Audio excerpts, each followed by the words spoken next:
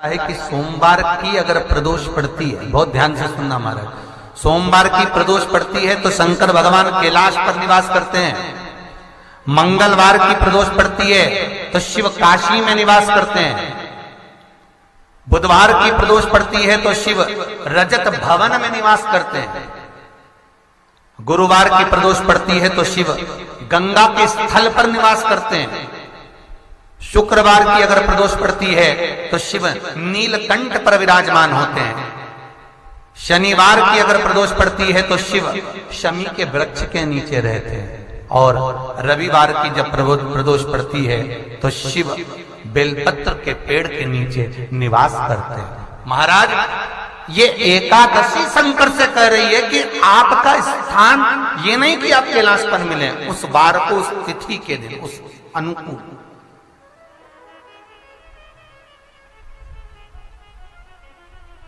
हमारे यहां कहते हैं सोमवार की जो प्रदोष पड़ती है वो इच्छा पूर्ति करती है। मंगलवार की प्रदोष रोग से मुक्ति देती है। बुधवार की प्रदोष कामना की पूर्ति करती है।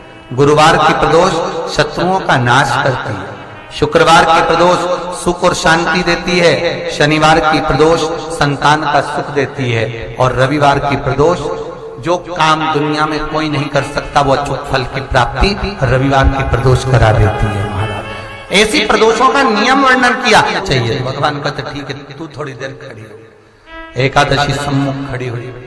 पार्वती जी ने जिस अंगुष्ठ का जल पीने के लिए लिया था हाथ में, बस पीने ही वाली थी, शंकर भगवान ने वही हाथ में जल लेकर एकादशी के हाथ में उसको देकर कहा, ले ये मेरे द्वारा निर्मित एक व्रत है जिसे त्रयोदशी के दिन तूने मांगा है, मैं तुझे देता हूं। आज इस व्रत का फल मैं तुझे प्रदान करता हूं। अब तू जिस जीवात्मा को लेकर जाएगी उसका पाप प्रबल नहीं होगा। किसी स्त्री, पुरुष, बालक, बुजुर्ग जो भी होगा जिसने प्रदोष का व्रत करा होगा वो जीवात्मा को तू किसी फल की कामना से नहीं स्वतः ही लेकर चली जाएगी। उसमें कोई कामना नहीं है। बन सके जीवन में 11 प्रदोष या 26 प्रदोष करने के बाद आप उसका उद्यापन कर विराम भी दे सकते।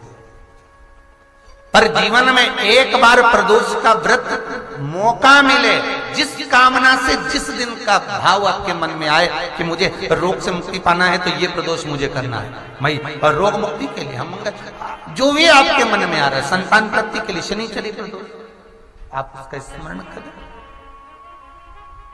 फिर लिखा शिव महापुराण में, बड़ा सुंदर लिखा वेदव्यास जी ने, मान लो आप प्रदोष का व्रत नहीं कर सकते, आप अगर व्रत नहीं कर सकते तो प्रदोष के दिन, प्रदोष काल में शाम का समय सूर्यास्त का कुछ पल, कुछ घड़ी के पहले से लेकर बाद तक का प्रदोष काल के अंतर्गत आप शंकर जी के मंदिर में जाकर 1 लोटा पानी, 5 बेलपत्र भी अगर समर्पित करते हैं तो संपूर्ण प्रदोष का फल आपके भाग्य में प्रबल हो जाए। शिव महापुराण में इसका होता है। तो प्रदोष व्रत का नियम जो आप ले रहे हैं, प्रदोष व्रत को जो आप श्रवण कर रहे हैं उसको जरा ध्यान से सुनिएगा। सबसे पहले स्नान ब्रह्म मुहूर्त का, सुबह का, उसके बाद में फिर आसन पर बैठकर भगवान की भक्ति को धारण करना, शंकर का अनुमोदन करना, शिव भक्ति में डूबे रहना, शंकर का स्मरण करना, शंकर के नाम का स्मरण करते रहना, ये प्रदोष का मूल तत्व। महाराज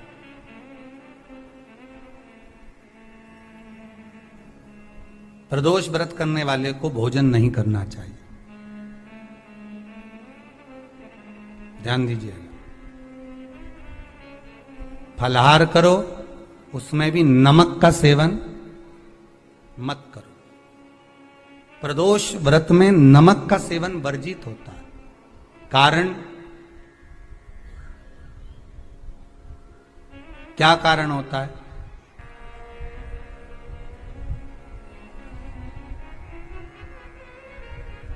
पूजा न करें प्रदोष काल में, शिव की आराधना करें,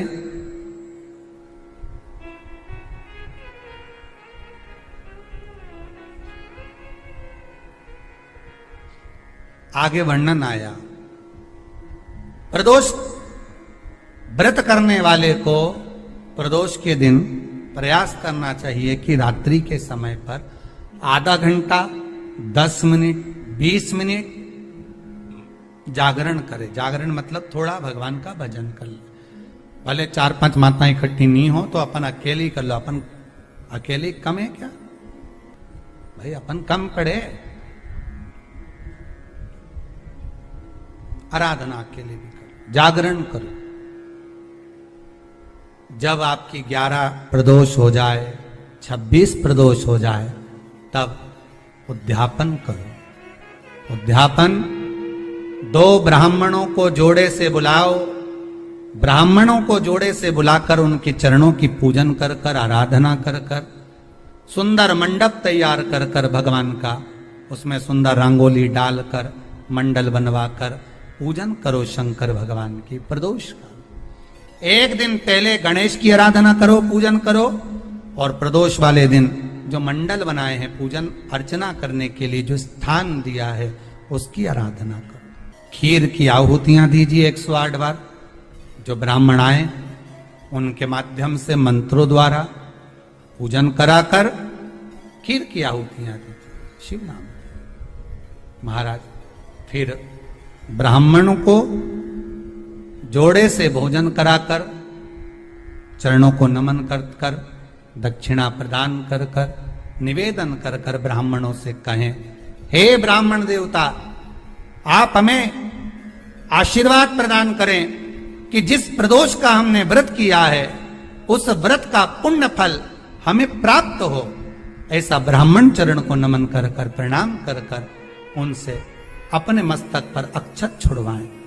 फिर नमन कर कर, भोजन कराकर विदा करें। शाम को भगवान का जागरण करें। ऐसे प्रदोष व्रत का उद्यापन कर अपने जीवन को सार्थक बनाएं। ऐसा सुंदर प्रदोष व्रत का व्याख्यान वर्णन स्कंद पुराण में करा। प्रयास करना, जब जब जिस जिस महीने में जो जो प्रदोष पड़ा करे, जब प्रदोष पड़े, बन सके 1 बेलपत्र, बन सके 5 बेलपत्र, शमी पत्र, हरे मूंग,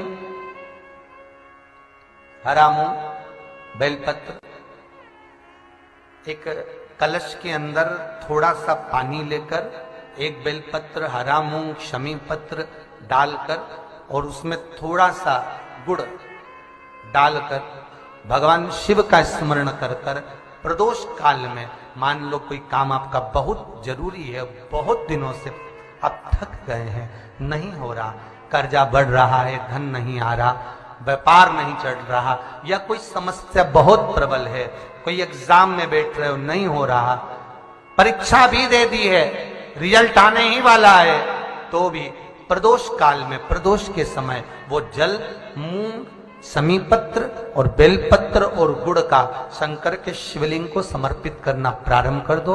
2 या 3 प्रदोष करोगे, बाबा आपकी मनोकामना शीघ्र पूर्ण कर देगा।